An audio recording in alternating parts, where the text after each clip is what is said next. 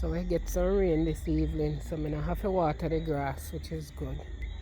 You see, if I go get one sprinkler because the hose you now make it now work.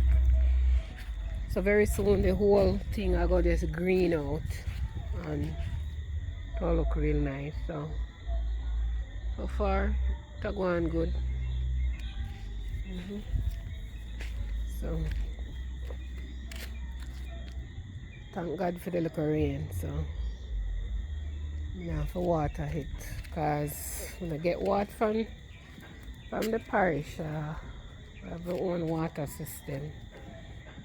We build tanks and stuff, so we get our own water supply. So you don't really want to it out because you only full up when the rain comes. So the rain really help today. Not much, but every weird a damp and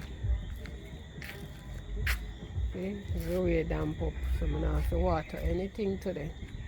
Yeah guys, my little something garden. My little garden. I love doing it. It's like a therapy for me. We have another section. Well, that's it for now. I'm going in here now.